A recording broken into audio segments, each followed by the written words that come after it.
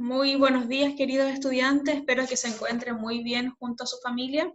Esta primera instancia de comunicación vamos a dar inicio o reforzar dudas, consultas con respecto al material que fue facilitado en la página del colegio. Con respecto, ¿cierto?, a la unidad 1 que tiene como título Información genéticas y proteínas. No se olvide, ¿cierto?, que en caso de tener alguna consulta o duda me pueden escribir a mi correo, que es t.lopez@colegioalicanto.cl. Si tienen alguna duda o requieren usted algún material extra complementario para su estudio. Vamos a dar inicio, ¿cierto?, a la clase. Mantengan a mano su texto de estudio, su cuaderno, su guía, si es que la tienen impresa, hoy para ir tomando apunte de algunos temas importantes. ¿Sí? Comenzamos. Bueno, como le indicaba, ¿cierto?, la unidad número 1 tiene como título Información genética y proteínas, y en esta unidad vamos a comprender al ADN como portador de la información genética, conocer su composición química, estructura, y entender el proceso, ¿cierto?, de replicación, transcripción, y cómo se ocurre finalmente lo que es el proceso de síntesis de proteínas. De las proteínas vamos a comprender las características, principalmente como función enzimática, y vamos a terminar la unidad conociendo las mutaciones y algunas enfermedades que son provocadas por ellas. Vamos a partir, ¿cierto?, esta clase recordando contenido de primero a medio en relación a la célula. No se olviden que la célula se podría decir como el punto de partida, ¿cierto?, para la existencia de todos los seres vivos. Es la unidad básica de todos los seres vivos. Y comenzamos analizando dos células de tipo eucarionte. ¿Por qué son células eucariontes? Porque tienen como principal característica que tienen su núcleo bien definido, y en la parte interna del núcleo yo encuentro el ADN, la molécula de la herencia. Características de este núcleo, ¿se acuerdan? Muy bien, tiene doble membrana y además también presenta poros que permiten la interacción, ¿cierto?, del núcleo con su entorno. No se olviden que el núcleo celular encuentro la mayor cantidad, principalmente la molécula del ADN, pero también yo puedo encontrar ADN en el caso de las mitocondrias y en el caso de los cloroplastos. ¿Sí?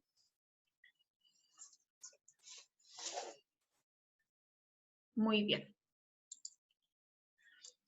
Si bien es cierto, se estaba en la búsqueda de poder comprender qué molécula era de la herencia, los primeros análisis permitían dilucidar, ¿cierto?, o comprender que el material genético se pudo evidenciar en los cromosomas conociendo, ¿cierto?, como estructuras que portan la información genética o hereditaria.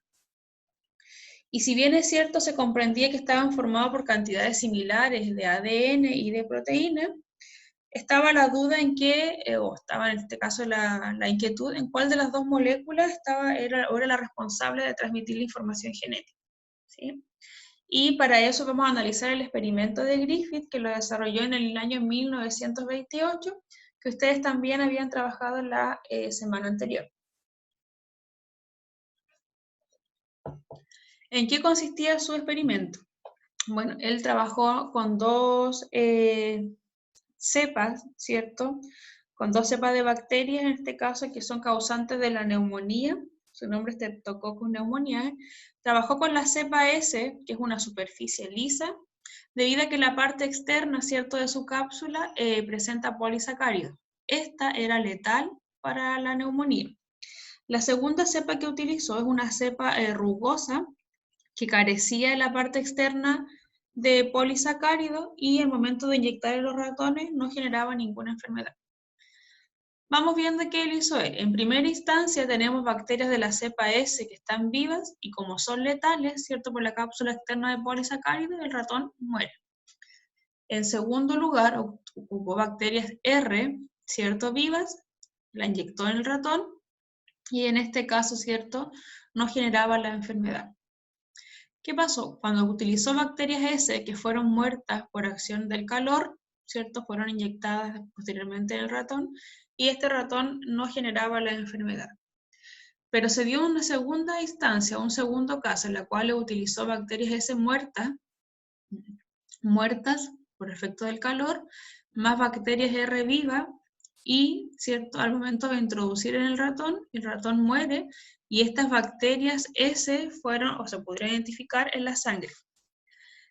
¿Qué hizo él? Sin embargo, mezcló bacterias muertas de la cepa S con bacterias R viva y la inoculó a los ratones. Estos adquirieron la enfermedad y murieron después de unos días. Al analizar la sangre, como le explicaba recién, Griffith encontró que la bacteria R había adquirido una cápsula de polisacáridos en la superficie, por lo que ahora sí podría generar la enfermedad, y se ve como el caso del ratón muere. Él hablaba que había una molécula, en este caso, o había un factor transformante, ya que provocaba esta modificación. Fueron las primeras evidencias que estamos analizando en relación a buscar cuál es la molécula encargada de la herencia. ¿Qué evidencias existen a favor? ¿Ya? Los norteamericanos, en este caso Hershey y Chase, lograron identificar ciertas características químicas de esta molécula. ¿Qué usaron ellos? Usaron dos grupos de bacteriófagos. ¿Ya? Este es un bacteriófago. Los bacteriófagos son los virus que infectan a bacterias. Un virus está formado por ADN y proteínas que utilizan las bacterias para poder reproducir. ¿Sí? No se olvide usted que los virus no son estructuras celulares, no son seres vivos, sino que se considera más que nada como un complejo macromolecular. ¿Sí? Tienen ácido nucleico y van a estar rodeados por una cubierta proteica que se llamaría en este caso la cápside. Podríamos decir que van a ser parásitos intracelulares, estricto en este caso. ¿Qué hicieron con los bacteriófagos? En primer lugar, marcaron las proteínas de un grupo de ellos con un isótopo radioactivo que es azufre 35. En segundo lugar, marcaron el ADN de otro grupo con isótopo del fósforo 32. ¿Qué hicieron ellos? Observaron cuando el grupo de bacteriófagos marcado con azufre 35 infectaba a las bacterias, este isótopo no aparecía ni en ellas ni en su progenie.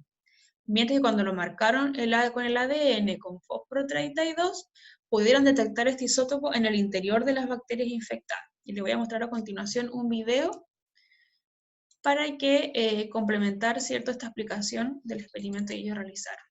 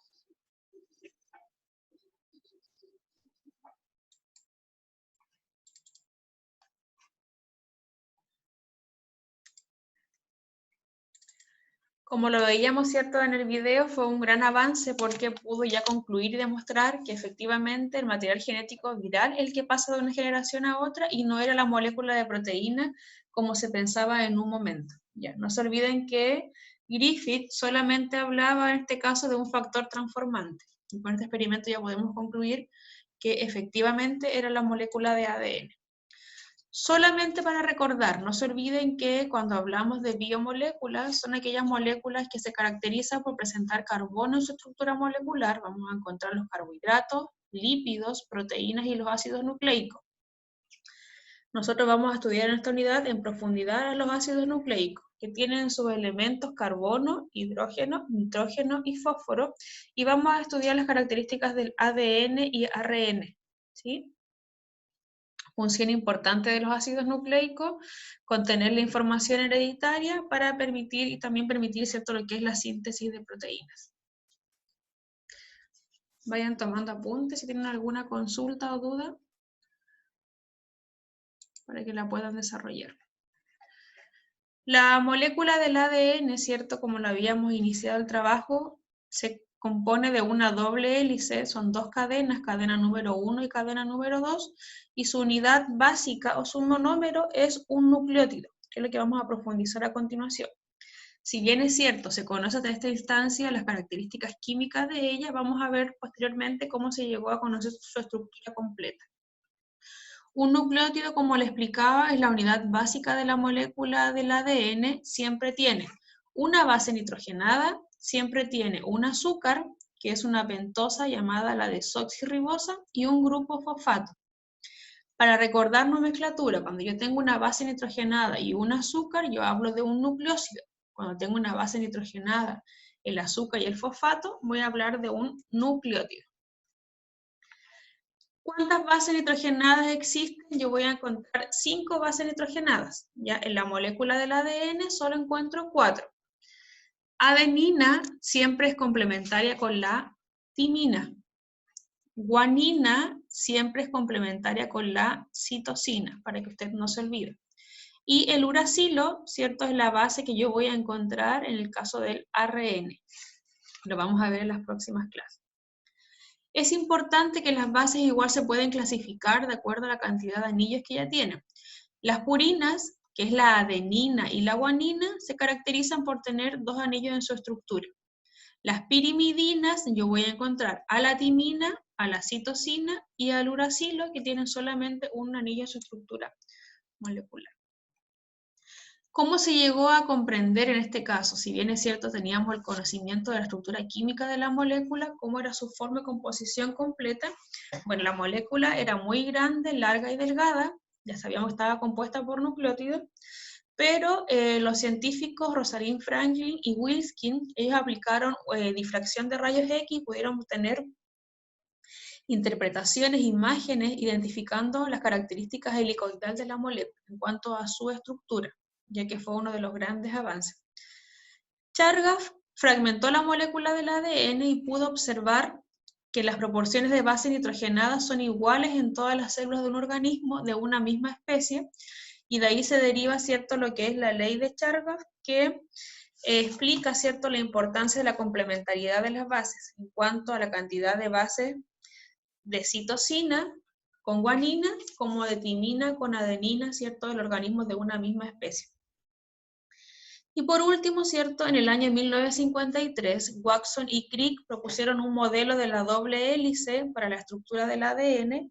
Bueno, en ese entonces Watson, Crick y Wilson fueron los que tuvieron su mayor incidencia, ¿cierto?, en comprender la estructura de ella, e incluso los llevó a obtener en el año 1962 un premio Nobel de acuerdo a su reconocimiento y por el trabajo desarrollado.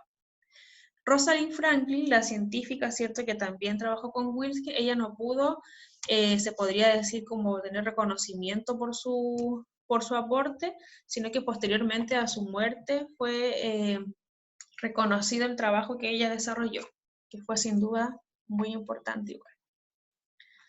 Acá podemos ver una imagen, ¿cierto?, de Watson y Crick trabajando en la elaboración de esta molécula con toda su estructura en un diagrama tridimensional. Vamos revisando. ¿Cuál es la anatomía en sí? La estructura de la molécula del ADN es una doble hélice, ¿cierto?, de forma helicoidal, con características antiparalelas y que se unen por puentes de hidrógeno. ¿sí? Vamos viendo a continuación, que esta imagen está más clarita. Características de la molécula, como le decía en un comienzo, tienen dos hebras, hebra 1, hebra número 2. Son antiparalelas, es como que esta hebra fuera de pie y la otra hebra va de cabeza, ¿ya? Para poder entenderla mejor. Siempre la adenina es complementaria con la base timina, siempre la citosina es complementaria con la base guanina, o viceversa según corresponda. Timina con adenina, guanina con citosina. Ponga atención, quien mantiene las dos hebras en este caso unidas son los puentes de hidrógeno, complementarias entre ellas. Cuando se une adenina con timina, se unen por 2 puentes de hidrógeno, y cuando se une citosina con guanina, se unen por 3 puentes de hidrógeno. Sin duda que citosina con guanina, al tener 3 puentes de hidrógeno, le va a dar una mayor estabilidad, en este caso a la molécula. Tengo las bases nitrogenadas, tengo el azúcar, la desoxirribosa y el fósforo. Este monómero, no se olvide que se llama nucleótido. En el extremo 5, ¿cierto? Se van a unir al fosfato, y en el extremo 3, para que tome apunte, se unen al grupo hidroxilo OH. En este caso, en el extremo 3' voy a encontrar el grupo OH al hidroxilo y al 5 al caso del fósforo.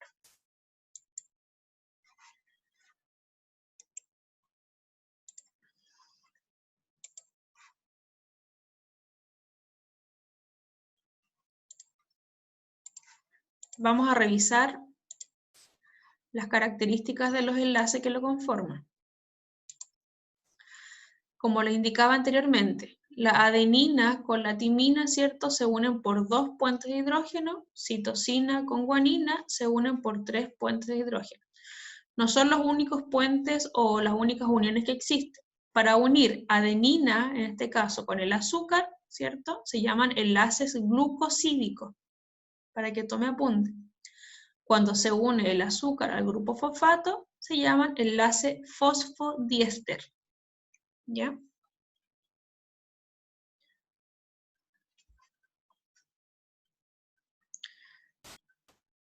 Se considera en este caso el azúcar con el grupo fosfato la parte del esqueleto de la molécula, ¿cierto? Y en el caso de las bases corresponde a la parte interna de ella.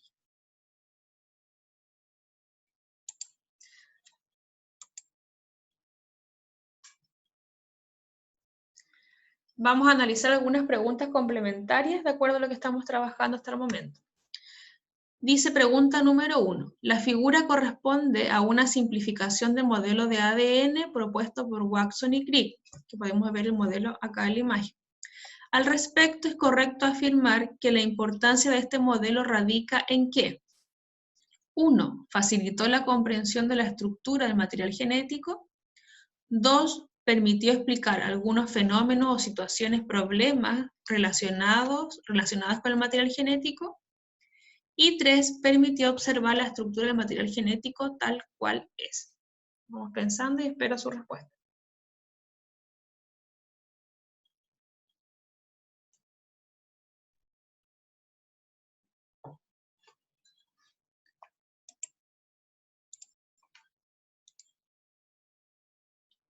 Muy bien, correcta es la C. ¿Por qué descarto en este caso la número 3, que permitió observar la estructura del material genético tal cual es? Porque esta es una representación y no corresponde a la estructura como tal, sino que es una representación para poder facilitar nuestra comprensión. Pregunta complementaria número 2. Dice que un investigador analizó una muestra de ADN bacteriano y estableció que el 24% de los nucleótidos corresponde a timina. Pregunta, ¿cuál es el porcentaje de citosina presente en la muestra de ADN analizada? Yo le enseñé una tabla acá, ¿cierto?, para poder recordar la ley de Chargaff, que habla de la complementariedad de las bases. Si me da como dato en la pregunta que tengo de timina un 24%, la timina siempre es complementaria a la adenina. Entonces, por ende, voy a tener igual 24%. Hasta acá llevaría un 48% del total. Por ende, la pregunta es ¿cuánto lo que falta de citosina? Sería un 26% de citosina y un 26% de guanina. Por lo tanto, la respuesta correcta es la E. Vamos a la última. Dice pregunta complementaria número 3. Si una hebra de ADN presente en la secuencia, que parte del extremo 5 al 3', tiene las siguientes bases: adenina, citosina, adenina, guanina, citosina, citosina, guanina, timina y adenina. Su hebra complementaria, ¿cuál será? Será la alternativa A, B, C, D o E.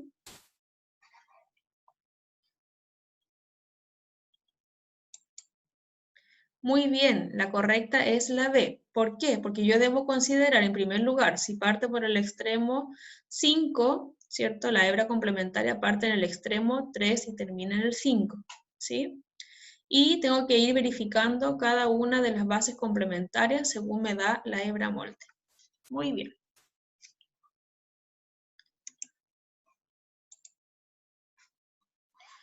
Para poder continuar, solamente recordarles que yo le había dejado a ustedes un material, ¿cierto?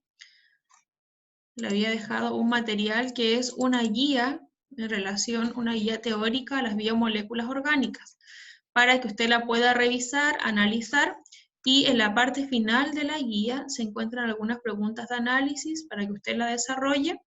Si tiene la opción de tener la guía en impresa, la puede hacer la misma guía, o de lo contrario la puede hacer en su cuaderno, ¿sí?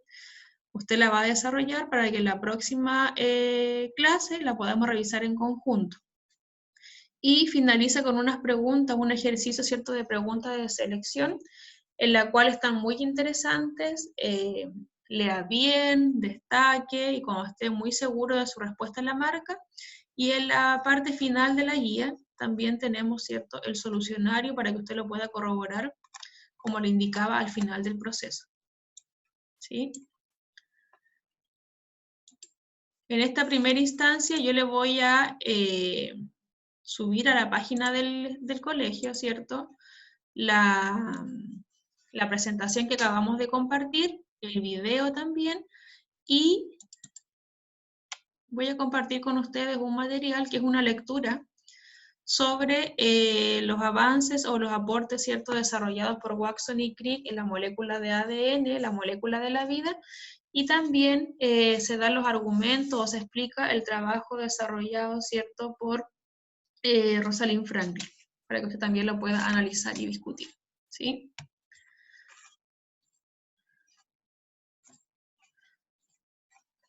Bueno, eso sería por el día de hoy. La próxima clase vamos a resolver las dudas de la guía y vamos a dar inicio, ¿cierto?, a lo que corresponde a identificar cómo ocurre la replicación del ADN. Si bien es cierto, nosotros en segundo medio estudiamos el ciclo celular, ¿cierto?, con cada uno de sus periodos de interfase, que compone las subfases G1, S y G2, identificamos también cómo ocurre el proceso de división celular de mitosis, ¿cierto?